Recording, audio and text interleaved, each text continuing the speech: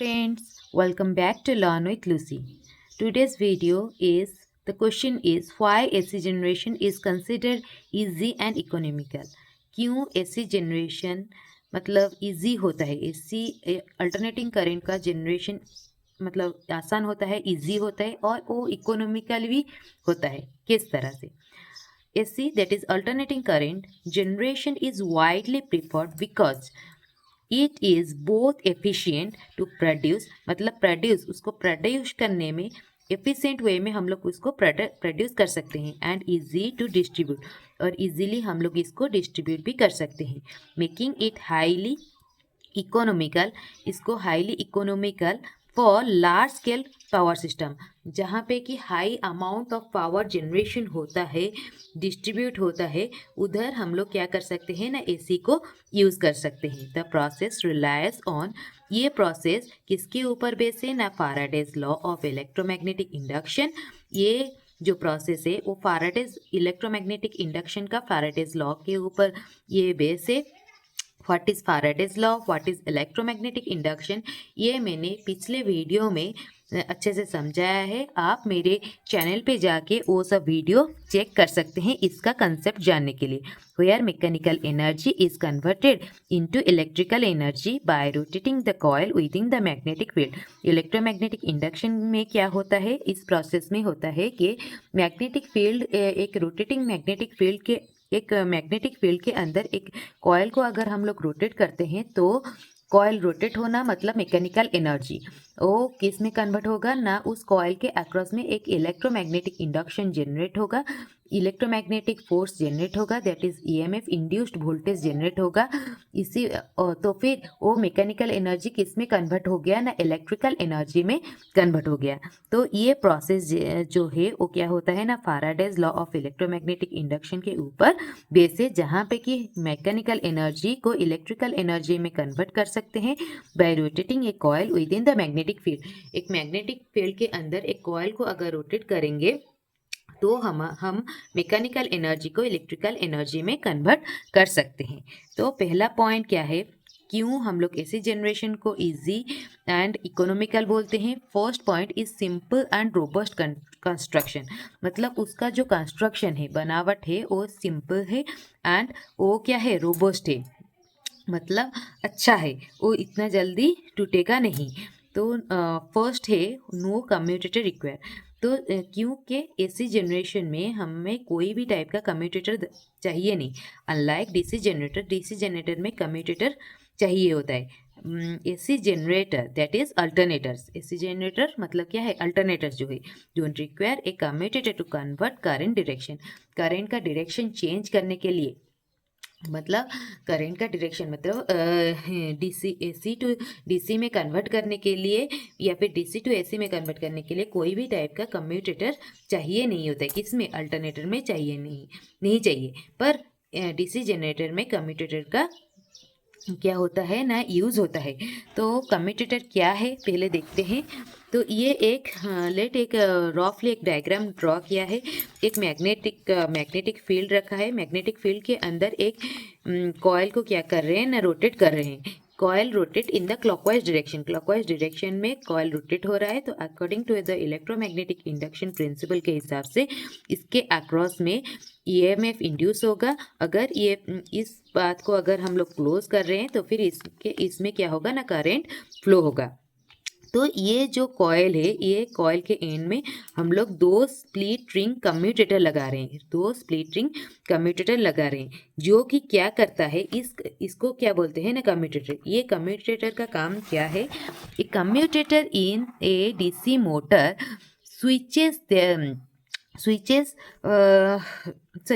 a commutator in a DC motor is a rotary switch. एक rotary मतलब घूमने वाला स्विच है that reverse the direction of the current जो कि करंट का डायरेक्शन को चेंज करता है with the armature winding every half turn. मतलब जब एक आर्मेचर वाइंडिंग हाफ टर्न मतलब क्या है 180 डिग्री टर्न करेगा तो ईच टर्न में वो क्या करेगा ना करंट का डायरेक्शन को रिवर्स कर लेगा. Ensuring the motor motor rotates in a constant direction, मतलब क्या होगा ना, मोटर का रोटेशन एक कांस्टेंट डायरेक्शन में, अगर क्लॉकवाइज हो रहा है तो क्लॉकवाइज होगा, अगर एंटी क्लॉकवाइज हो रहा है तो एंटी क्लॉकवाइज डायरेक्शन में रोटेट करता रहेगा। मतलब मोटर का रोटेटिंग डायरेक्शन चेंज नहीं होगा, पर आर्मेचर के अंदर जो करंट का डायरेक्शन है उसको चेंज कौन कराएगा ना, कम्यूटेटर। तो कम्यूटेटर का काम क्या है ना, वो करंट का डायरेक्शन को चेंज करता है, reverses the direction of the current with the armature winding. Armature winding के अंदर, मतलब आर्मेचर वाइंडिंग जब हाफ टर्न करेगा, मतलब 180 डिग्री करेगा, 0 से लेके 180 डिग्री टर्न कर रहा है, 0 से लेके 180 डिग्री जब टर्न कर रहा है तब क्या करेगा ना, उसके बाद 180 से 360 जब कर रहा है, मतलब उल्टा डायरेक्शन में जब कर रहा है, तब उसका करंट का डायरेक्शन को क्या करेगा ना, कम्यूटेटर क्या करेगा ना, रिवर्स करेगा। ठीक है, कम्यूटेटर क्या करेगा ना, रिवर्स करेगा। ठीक है, तो इस तरह से कम्यूटेटर काम करता है। तो ये जो कम्यूटेटर है, ये वाला कम्यूटेटर हमारा एसी जनरेटर में यूज़ नहीं होता है। एसी जनरेटर में हमारा ये वाला कम्यूटेटर यूज नहीं होता है। ठीक है, देन सेकेंड पॉइंट आता है ना, स्टेशनरी आर्मेचर। ये जो आर्मेचर डीसी मोटर में क्या हो रहा है, ये वाला रोटेटिंग फील्ड जो है, इसमें रोटेटिंग कॉयल है, तो ये एक आर्मेचर है। ये आर्मेचर क्या है, रोटेटिंग है। पर एसी में क्या होता है ना, AC generator that is alternator में हमारा आर्मेचर रोटेटिंग नहीं होता है, वो स्टेशनरी होता है, वो स्थिर रहता है, वो कांस्टेंट कोई पोजीशन में रहता है। मैग्नेटिक फील्ड क्या होता है, वो रोटेटिंग होता है। Modern AC generator often uses rotating magnet that is rotor, मतलब मैग्नेट को रोटेट करते हैं इनसाइड, मतलब वो रोटर की तरह काम करता है इनसाइड ए स्टेशनरी कॉयल, मतलब एक कॉयल जो कि कांस्टेंट पोजीशन में रह रहा है, उसको क्या बोलते हैं ना, starter. This simplifies the design, इसके वजह से डिज़ाइन क्या होता है ना, सिंप्लीफाई होता है, आसान हो जाता है, कॉम्प्लेक्स नहीं होता है। रिड्यूसेस वियर एंड टियर, और ज़्यादा मतलब क्या होता है, मेंटेनेंस कॉस्ट भी कम हो जाता है, क्योंकि वेयर एंड टियर कम हो गया। क्योंकि अगर कोई एक मतलब कॉयल अगर रोटेट कर रहा है तो फिर उधर वेयर एंड टियर क्या होगा, ज़्यादा होगा। अगर कॉयल एक स्टेशनरी पोजीशन कांस्टेंट पोजीशन में है तो वेयर एंड टियर क्या हो जाएगा, घट जाएगा। And eliminate the need for high maintenance process, मतलब तो कम्यूटेटर अगर यूज़ हो रहा है, अगर कॉयल अगर हम लोग रोटेटिंग कर रहे हैं तो कम्यूटेटर यूज़ करेंगे, फिर क्या करेंगे, ब्रशेस भी यूज़ करेंगे। तो ये सब का क्या होगा ना, इसको इस सब को टाइम टू टाइम चेंज करना पड़ता है। ठीक है ना, तो ये होता है eliminate the need for high maintenance brushes to carry the main load. तो ये जो ब्रश को चेंज करना है, मेंटेनेंस करना है टाइम टू टाइम, अगर रोटेटिंग कॉयल अगर रोटेटिंग आर्मेचर अगर रहेगा तो रोटेटिंग कॉयल है तो उसके वजह से कम्यूटेटर भी रहेगा, ब्रशेस भी रहेगा, तो मेंटेनेंस कॉस्ट भी टाइम टू टाइम हमारा क्या हो जाएगा, बढ़ जाएगा उसको, क्योंकि चेंज करना पड़ेगा। ठीक है ना, क्योंकि वियर एंड टियर का अमाउंट क्या हो रहा है, बढ़ रहा है।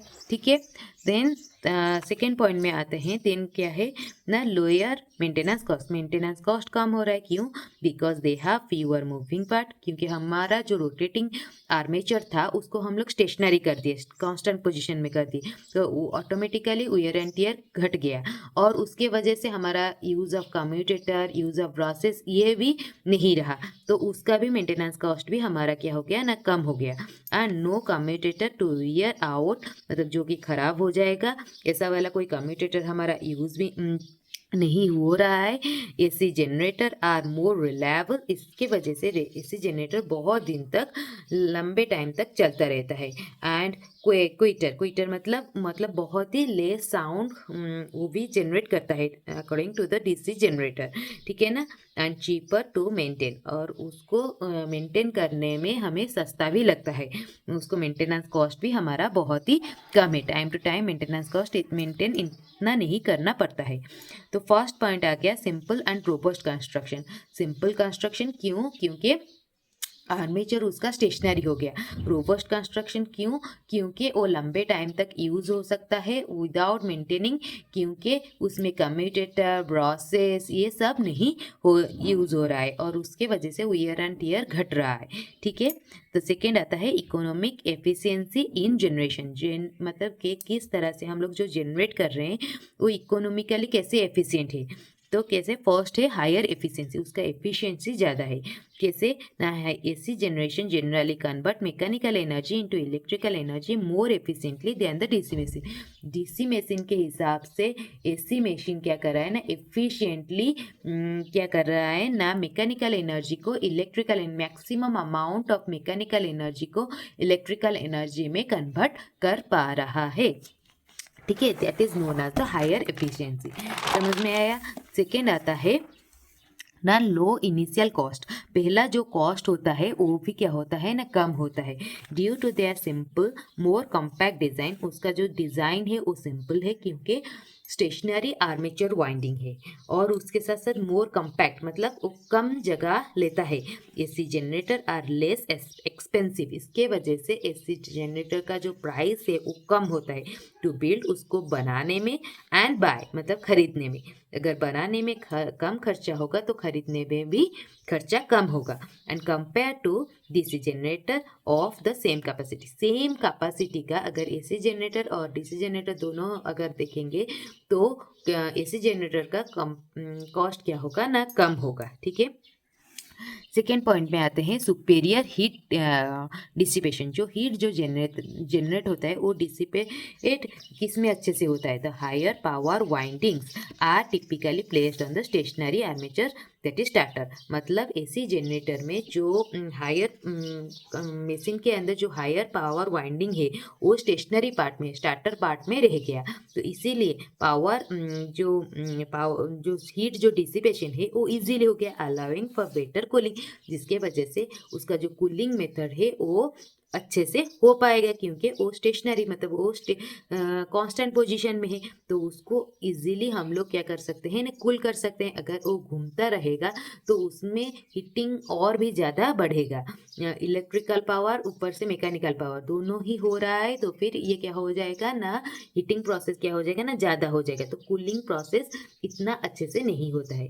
पर एसी जनरेटर में जबकि स्टार्टर पार्ट में हमारा क्या रह रहा है ना, हायर पावर वाइंडिंग्स रह रहा है, आर्मेचर रह रहा है, स्टेशनरी आर्मेचर रह रहा है, इसीलिए हमारा कूलिंग प्रोसेस भी क्या होता है ना, बेटर होता है। थर्ड पॉइंट पे आते हैं ease of transmission and transformation. मतलब ट्रांसमिशन हमारा भी इजी हो जाता है और ट्रांसफॉर्मेशन भी, मतलब एक वोल्टेज से दूसरे वोल्टेज ट्रांसफॉर्मेशन भी हमारा इजी हो जाता है, जो कि मेन इकोनॉमी है। कैसे ना, step up and step down capability. तो AC voltage can be easily and efficiently step up high voltage or step down low voltage using transformer which is not easily possible with DC। मतलब DC को हम लोग transformer के through उसका एक value से दूसरे वैल्यू में ट्रांसफर नहीं कर सकते हैं, क्योंकि ट्रांसफार्मर इलेक्ट्रोमैग्नेटिक इंडक्शन प्रिंसिपल के ऊपर बेस है, जहाँ पे कि हमें अल्टरनेटिंग करंट चाहिए, क्योंकि मैग्नेटिक चेंजिंग मैग्नेटिक फील्ड चाहिए। पर एसी वोल्टेज में, एसी वोल्टेज जहाँ पे कि वहाँ पे क्या करता है ना, इजीली और एफिशिएंटली, मतलब मैक्सिमम अमाउंट ऑफ जो हम लोग इनपुट एनर्जी दे रहे हैं, maximum amount of output energy में वो कन्वर्ट कर पा रहा है। हम लोग इजीली हम लोग एसी वोल्टेज को स्टेप अप कर सकते हैं और स्टेप डाउन भी कर सकते हैं। ठीक है। सेकेंड पॉइंट आता है ना low transmission loss. Low transmission loss मतलब to minimize energy loss during long distance transmission. जब हमारा बहुत लंबा डिस्टेंस तक हमें एनर्जी ट्रांसमिशन करना पड़ेगा, तो हम लोग क्या करते हैं ना, एसी को क्या करते हैं, AC can be step up to the very high voltage. तो एसी को हम लोग, एसी वोल्टेज को हम लोग उसका वोल्टेज का वैल्यू को स्टेप अप कर लेते हैं बहुत ही हाई वैल्यू में, लोअरिंग द करंट। उसके वजह से करंट क्या हो जाएगा, लो हो जाएगा, क्योंकि ट्रांसफार्मर का जो रेटिंग होता है वो क्या होता है, कांस्टेंट होता है। P equals to V into I, that is power equals to voltage into current. अगर हम लोग वोल्टेज को, ये क्या है, कांस्टेंट है, ये क्या है, कांस्टेंट है, पावर जो है वो कांस्टेंट है, रेटिंग जो है वो कांस्टेंट है। अगर वोल्टेज को हम लोग बहुत ज़्यादा कर लेंगे तो फिर करंट क्या हो जाएगा, बहुत ही कम हो जाएगा। करंट कम हो जाएगा means, this means thinner loss क्या हो जाएगा, जो लॉस जो है, ट्रांसमिशन लॉस जो है वो क्या है, आई स्क्वायर आर। ये जो लॉस है ये क्या हो जाएगा, बहुत ही घट जाएगा, क्योंकि आई स्क्वायर है। ठीक है ना, तो ये बहुत ही ज़्यादा घट जाएगा। दिस मीन्स थिनर वायर, पतला वायर हम लोग यूज़ कर सकते हैं, कैन बी यूज। पतला वायर यूज़ कर रहे हैं तो फिर हमारा इधर कॉस्ट भी क्या हो रहा है, कम हो रहा है, क्योंकि डायमीटर, वायर का डायमीटर कम हो रहा है तो फिर वायर का वेट कम हो रहा है और उसके हिसाब से कॉस्ट भी क्या हो रहा है, कम हो रहा है। Significantly reduces the infrastructure cost, इसके वजह से इंफ्रास्ट्रक्चर कॉस्ट भी क्या हो गया, कम हो गया, क्योंकि करंट कम हो गया, करंट कम हो गया तो फिर हम लोग पतला वायर यूज़ कर सकते हैं। समझ में आया? एज ऑफ कन्वर्शन मतलब हम लोग जो कन्वर्स कर रहे हैं, कन्वर्सन कर रहे हैं, वो क्या हो रहा है ना, हम लोग इजी हो रहा है। कैसे? If DC is required for specific application, अगर कोई किसी हम लोग लोड में हमें डीसी चाहिए, ठीक है ना, लोड में हमें डीसी चाहिए, तो फिर हमारा जो कन्वर्सन, अगर तो फिर हमारा कन्वर्सन क्या है, एसी टू डीसी क्या हो रहा है ना, इजी हो जाएगा। कैसे? AC can be easily converted into DC, AC जो हमारा आउटपुट में जो एसी आ रहा है वो इजीली हम लोग कन्वर्ट कर पा रहे हैं DC using rectifier diode. Rectifier diode को यूज़ करके हम लोग ये जो हमारा एसी आउटपुट में आ रहा है उसको हम लोग डीसी में कन्वर्ट कर सकते हैं। रेक्टिफायर डायोड किस तरह से काम करता है, यहाँ पे हम लोग क्या कर रहे हैं ना, ट्रांसफार्मर यूज़ कर रहे हैं, एसी एक वैल्यू से दूसरी वैल्यू में कन्वर्ट हो रहा है, तो यहाँ पे जो आउटपुट आ रहा है वो क्या हो रहा है ना, डीसी है, पर हमें जो लोड में हम लोग जो दे रहे हैं वो क्या है ना, डीसी लोड है, तो इसके लिए हमें डीसी चाहिए, पर यहाँ पे जनरेट क्या हो रहा है, एसी हो रहा है, तो इसको कैसे कर रहे हैं डीसी में कन्वर्ट ना, उसके लिए हम लोग क्या करेंगे ना, रेक्टिफायर डायोड यूज़ करेंगे। रेक्टिफायर डायोड मतलब 4 टाइप का डायोड ऐसे मतलब स्क्वायर में कनेक्ट होगा, तो जब इस मतलब पॉजिटिव नेगेटिव सप्लाई आ रहा है, मतलब फर्स्ट हाफ साइकिल जैसे आ रहा है, जैसे कि ये वाला साइकिल, जैसे कि ये वाला साइकिल जब आउटपुट में जनरेट हो रहा है तो फिर ये वाला क्या हो जाएगा, पॉजिटिव हो जाएगा, और ये वाला क्या हो जाएगा, नेगेटिव हो जाएगा, ये वाला क्या हो जाएगा, पॉजिटिव हो जाएगा, ये वाला क्या हो जाएगा, नेगेटिव हो जाएगा। पॉजिटिव जब हो जाएगा तो D2 काम करेगा, और ये नेगेटिव हो गया तो फिर D3 काम करेगा, तो इधर से करंट क्या होगा ना, इधर आके यहाँ पे आएगा, और ये वाला डायोड कंडक्ट करके ये वाला आके इधर आएगा, तो आउटपुट में वोल्टेज मिल रहा है। ठीक है, तो जब ये नेगेटिव साइकिल आ जाएगा, नेगेटिव साइकिल आ जाएगा, तो ये वाला क्या हो गया, अभी नेगेटिव हो गया, और ये वाला क्या हो गया, पॉजिटिव हो गया, तो नेगेटिव हो गया तो फिर D1 काम करेगा, फिर ये पॉजिटिव हो गया तो फिर D2 काम करेगा, तो यहाँ से आउटपुट इधर आ रहा है और यहाँ से आउटपुट इधर आ रहा है, तो यहाँ पे भी हमारा नेगेटिव साइड में भी, नेगेटिव हाफ साइकिल में भी हमारा आउटपुट वोल्टेज मिल रहा है।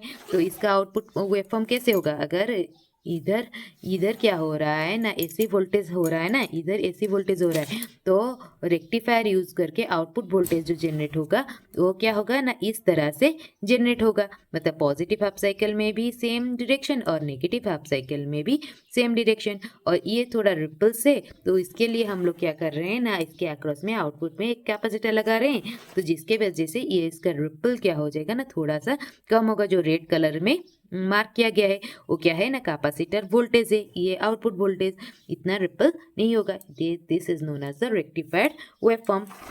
तो क्या हुआ ना, AC converted to DC easily by using a bridge, मतलब इस एसी किस तरह से डीसी में कन्वर्ट हो रहा है ना, एक ब्रिज रेक्टिफायर यूज करके हम लोग एसी से डीसी में कन्वर्ट कर पा रहे हैं। व्हिच यूजेस 4 डायोड, मतलब 4 डायोड इधर यूज हो रहा है, arrange in a square shape में यूज हो रहा है to flip the negative half of the AC wave to a positive half, मतलब एक नेगेटिव हाफ, एसी का नेगेटिव हाफ को उल्टा कर रहा है, पॉजिटिव हाफ में वो क्या कर रहा है ना, कन्वर्ट हो पा रहा है, इस तरह से एसी टू डीसी कन्वर्ट हो पा रहा है। ठीक है, जहाँ पे हमें डीसी जरूरत है। 4th नंबर पे आया कंपैटिबिलिटी एंड स्केलेबिलिटी। तो कंपैटिबिलिटी एंड स्केलेबिलिटी है क्या, वर्सटाइल प्राइम मूवर, मतलब जहाँ पे हम लोग जनरेटर क्या कर रहे हैं ना, मैकेनिकल एनर्जी को इलेक्ट्रिकल एनर्जी में कन्वर्ट कर रहे हैं, तो फिर हमें क्या करना पड़ेगा ना, उसका शाफ्ट को मूव करना पड़ेगा, तो वो जो शाफ्ट जो मूव होता है वो उसको हम लोग बहुत ही अलग अलग तरीके से हम लोग मूव करा सकते हैं, that is known as the versatile prime mover. जैसे कि AC generator can be driven by, generator मतलब जिसको कि हम लोग जहाँ पे ड्रिवन बाय मतलब उसका शाफ्ट को मूव करा सकते हैं, रोटेट करा सकते हैं by variety of mechanical source, बहुत सारा मैकेनिकल सोर्स से हम लोग उसको क्या कर सकते हैं ना, मूव कर सकते हैं, इंक्लूडिंग स्टीम टर्बाइन, जहाँ पे स्टीम टर्बाइन यूज हो रहा है वहाँ पे भी हम लोग क्या कर सकते हैं ना, एसी जनरेटर यूज़ कर सकते हैं, जो कि कोल हो गया, न्यूक्लियर हो गया, ऐसा वाला पावर प्लांट में। ठीक है, अगर गैस टरबाइन पावर प्लांट है वहाँ पे भी हम लोग एसी जनरेटर यूज़ कर सकते हैं, विंड टरबाइन में भी एसी जनरेटर यूज़ कर सकते हैं, making them versatile for power plant. अलग अलग पावर प्लांट में हम लोग एसी जनरेटर यूज़ कर सकते हैं, क्योंकि उसका प्राइम मूवर को हम लोग अलग अलग क्या मैकेनिकल सोर्स से हम लोग उसको मूव कर सकते हैं। सेकेंड पॉइंट में आते हैं, वो है स्टैंडर्डाइजेशन। स्टैंडर्डाइजेशन क्या है? The entire modern grid infrastructure is design for AC. मतलब अभी आजकल का जो मॉडर्न ग्रिड इंफ्रास्ट्रक्चर है वो पूरा का पूरा एसी के ऊपर बेस होके जनरेट हो, मतलब डिज़ाइन किया गया है, allowing for seamless cost effective, जहाँ पे कि हम लोग कॉस्ट इफेक्टिव, हम लोग लो कॉस्ट में मैक्सिमम पावर जनरेट कर सके, इकोसिस्टम फॉर अप्लायंसेस। और जो हमारा मतलब एप्लीकेशंस जो है हम लोग बहुत अच्छे से, हम लोग कम मेंटेनेंस में हम लोग ज़्यादा आउटपुट निकाल सकते हैं, ट्रांसफार्मर एंड मोटर्स। ठीक है ना, समझ में आया? अगर मैं ये आपको समझ में आया, please like share and subscribe my channel, and thank you so much for watching.